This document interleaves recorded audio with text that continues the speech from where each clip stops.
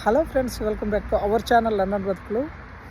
So నేను last time అయితే మాంచెస్టర్లో off licence స్టోర్లో ఒక జాబ్ ఉంది అని చెప్పేసి నేనైతే ఒక వీడియో చేశాను.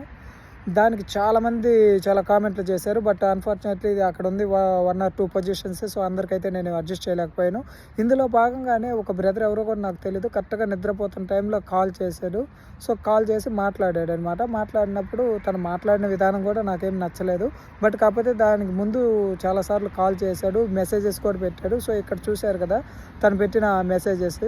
అన్న, నాకు ఆఫ్ లైసెన్స్ స్టోర్లో జాబ్ కావాలన్నా, మీకు కావాలంటే మనీ కూడా ఇస్తానన్న ఫస్ట్ వీక్ అన్నాడు. సో బ్రదరు మీకే చెప్తుంది. సో నేను డబ్బులు తీసుకొని జాబులు ఇచ్చే ఇదిలో లేను, అసలు నాకు అవసరం కూడా లేదు. నేనేంటంటే ఎవరికైనా హెల్ప్ అవుతుందని చెప్పేసి ఆ ఒక్క ఉద్దేశంతో ఈ పోస్టులు చేస్తున్నానే తప్ప నాకు నా వర్క్ చేసుకొని నా పనులు నాకు చేసుకోవడానికి టైం లేదు. బట్ కాకపోతే దీనివల్ల ఏంటంటే కొంతమందికి హెల్ప్ అయింది. సో నాకు అందువల్ల ఆ పాజిటివిటీతో నేను ఈ వీడియోలు చేయడం జరుగుతుంది తప్ప ఇది ఎటువంటి దురుద్దేశంతో నేను వీడియోలు చేయటం లేదు. సో తను మాట్లాడిన విధానం కూడా ఎలా ఉందంటే, తను నాకు కాల్ చేసినప్పుడు తను బ్రదరు నువ్వు వచ్చి నన్ను జాయిన్ చేపివా అన్నాడు.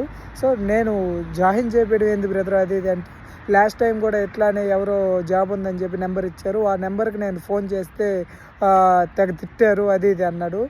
ఎవరైనా కానీ యూకేలో మనము జాబ్స్ ఉందని చెప్పేసి కాల్ చేస్తే జాబ్ ఉంటే జాబ్ ఉందంటారు, లేదంటే లేదని చెప్తారు. ఎవరు కూడా మనం ఏ విధంగా మాట్లాడతామో అదే విధంగా వాళ్ళు రియాక్ట్ అవుతారు, అంతే తప్ప నువ్వు చెప్పినట్టు రూడ్గా అయితే మాట్లాడే ఎవరు యూకేలో నేను ఎక్కడ చూడలేదు బ్రదర్.